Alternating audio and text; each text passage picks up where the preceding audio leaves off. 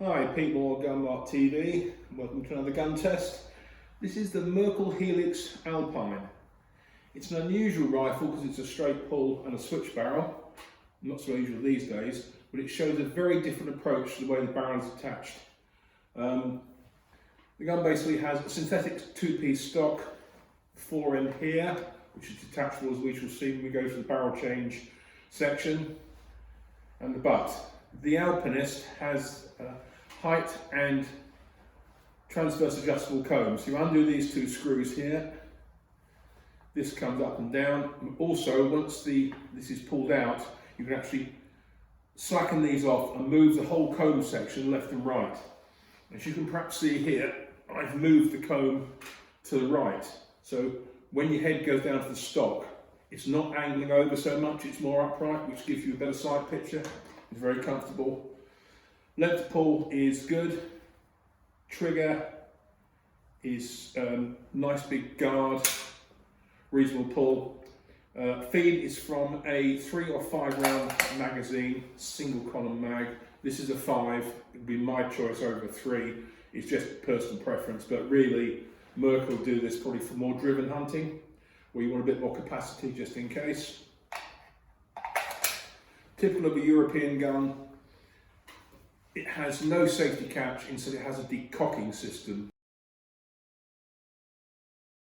Very much like the Blaser. This is up in fire mode. You have a red dot exposed and the bolt is free to move. The decock, you push up, press in on the button and it slides down, and in this condition it's safe. But if you want to just open the action to check the chamber or whatever you want to do, all you need to do is push up with your thumb on this for about 1/8 of an inch, and at the same time pulling back the action. Simple as that. The barrel is free floated in the fore end, and the fore end has a fixed sling swivel stud, as does the butt, but it also has a QD stud that will take a Harris type viper, which I'm fitted here.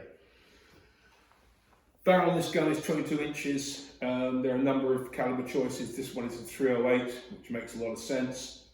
Up front, I've fitted a Brugger and Atomic muzzle mounted moderator. Again, nice can. It's got like a little ring at the front with radial holes, which does to a degree tend to give it a bit of a brake effect. What is really nice about this compared to the competition like the Mauser M03, the Sauer 404 and the Blaser R8 is that Merkel have made the aluminium receiver with integral Picatinny bases. Rather than having to pay £400 for a scope mount or thereabouts as you would with the other 3 main contenders, this means you can supply your own, which is quite nice. I've got my old Schwittenbender 3-12 by 42 Classic in a set of low rings. The other thing about the gun is, which is very unusual, is the action stroke.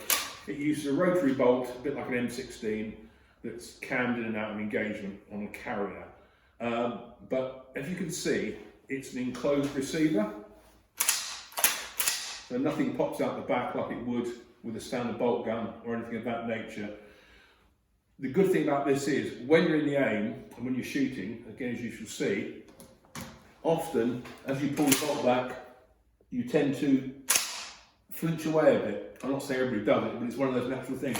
With this, it's impossible to flinch away. The simple fact is, the bolt stops there. What it is, Merkel have a 1 to 2 advantage, where the actual bolt stroke is technically shorter than the cartridge being rammed because of the way it's laid out.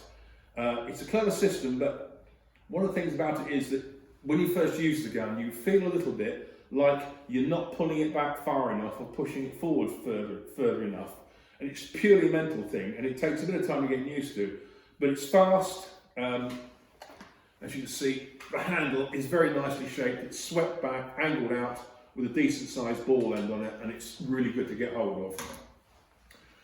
The Alpinists come with or without iron sights. This one's, they've been taken off because most people in the UK will not use iron sights. Overall, I run an R8 and I like my R8 very much. I've had it for years. And I've used the Merkel Helixes before, Revisiting this gun, and after experiencing the R8 and more experience with this, I find it's not at all bad. You know, okay, the R8's the market leader, but this is quite an interesting gun. And if you're looking for an alternative straight pull that isn't a Blaser or something of that nature, then this is an interesting gun to look at. So let's look how the barrel comes off. It's very different to most straight pulls. Look here, there's a button, you press in and pull the fore end forward. It can be a little bit stiff. Fore end comes off. Now you can see the locking lever.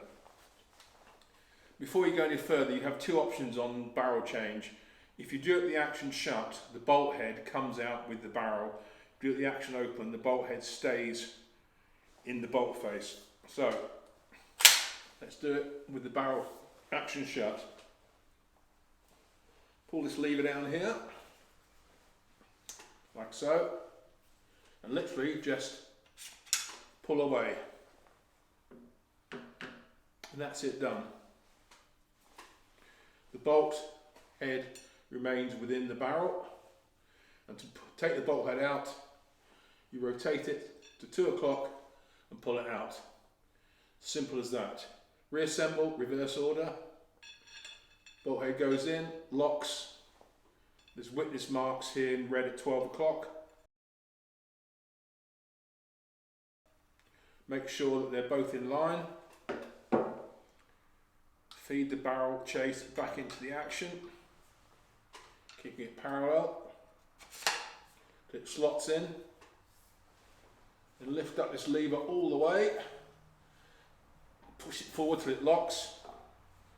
Fore end, slide it on until it locks. And that's it, simple as that.